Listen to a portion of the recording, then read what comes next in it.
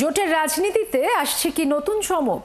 তরুণদের দল এনসিপি আর বিএনপির যুগপৎ শরিক গণতন্ত্র মঞ্চ সহ কয়েকটি দল ও সংগঠন মিলে নতুন জোট গড়ার আলোচনা শুরু করেছে। নেতারা বলছেন বিএনপি এবং জামাতের নেতৃত্বাধীন জোটের বাইরে মধ্যপন্থী আরেকটি রাজনৈতিক শক্তি সময়ের দাবি। অভ্যুত্থানকারী তরুণ নেতারাও মনে করেন বাংলাদেশপন্থীদের এক হওয়া উচিত। রাশেদ আনিসের বিশেষ প্রতিবেদন। রাজনীতিতে হাওয়া দিচ্ছে ইসলামপন্থী দলগুলোর একজোট হওয়ার চেষ্টা। ইতিমধ্যে রাজপথে কর্মসূচিও পালন করছে জামাতের নেতৃত্বে 7 দল। আর অনেকদিন ধরেই একসাথে পথ চলছে বিএনপি ও বাম মধ্যপন্থীদের জোট গণতন্ত্র মঞ্চ।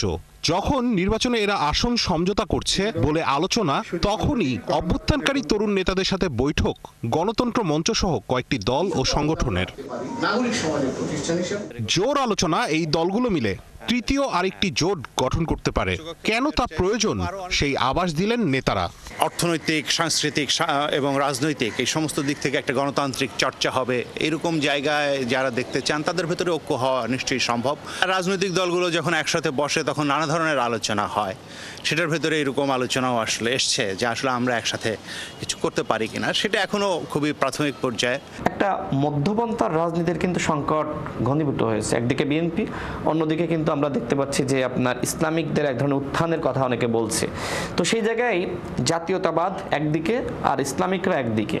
তো বাংলাদেশের অনেকের চিন্তা হলো যে আওয়ামী লীগের এই শূন্যতা যাতে নতুন একটা শক্তির দ্বারা পূরণ হয়, কারণ রাজনীতিতে শূন্যতা এটা কোনোভাবে আসলে ভালো ফলাফল বয়ে আনবে না।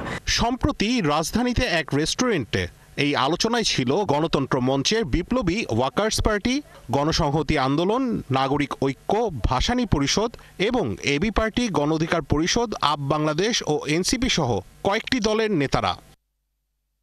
ভবিষ্যতে এর পরিধি বাড়তে পারে বলেও আভাস দিলেন কেউ কেউ।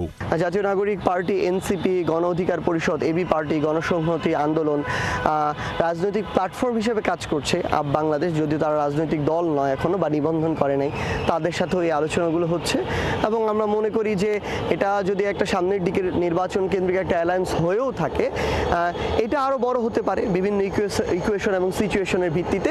বাংলাদেশের স্বার্থে যদি আরও মনে হয় যে এটাকে আরও একটা শক্তিশালী অ্যালায়েন্সের সাথে সংঘবদ্ধ হতে হবে বাংলাদেশের স্বার্থে, সেটা হতে পারে।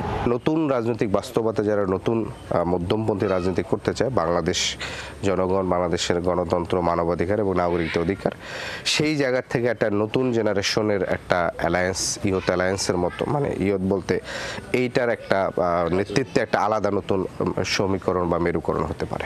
তবে নির্বাচন যতই ঘনিয়ে আসবে ততই জোট গড়া বা ভাঙ্গার রাজনীতি আরো জমে উঠবে বলেও মনে করেন রাজনীতি বিশ্লেষকরা। রাশেদ আনিস, ৭১, ঢাকা।